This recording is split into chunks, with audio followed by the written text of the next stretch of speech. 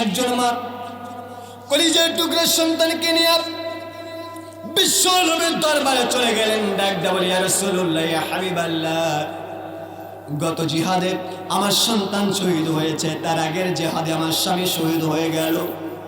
ইয়া রাসূলুল্লাহ, ইয়া হাবিবাল্লাহ, আমার পরিবারে যুদ্ধ করার মতো কেউ নাই, কলিজার টুকরা ছোট্ট সন্তান আমি আপনার সামনে উপস্থাপন করে দিলাম।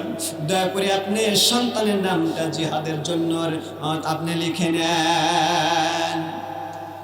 আল্লাহ নবী ডাকতে বললেন, সাহাবীরা শোনো, এই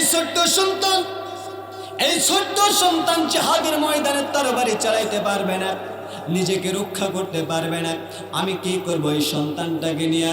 মহিলা সাহাবী ডাক দিয়ে বললেন, ইয়া রাসূলুল্লাহ, ইয়া হাবিবাল্লাহ, আমি জানি আমার সন্তান জিহাদের ময়দানে যুদ্ধ করতে পারবে না, নিজেকে আত্মরক্ষা করতে পারবে না, কিন্তু একটা কাজ করতে পারবে।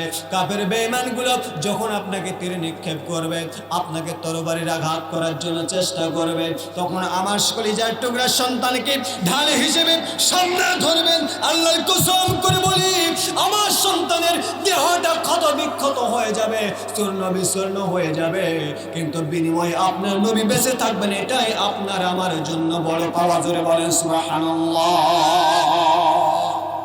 এমন মা আপনার আমার জন্য দরকার আছে না নয়? আরো জোরে বলেন, দরকার আছে না নয়? মায়েরা সিদ্ধান্ত নেন নিজের কলিজার টুকরা সন্তানগুলোকে আল্লাহর দ্বীন কায়েমের আন্দোলনে শরীক করাবো। জোরে বলেন ঠিক কিনা?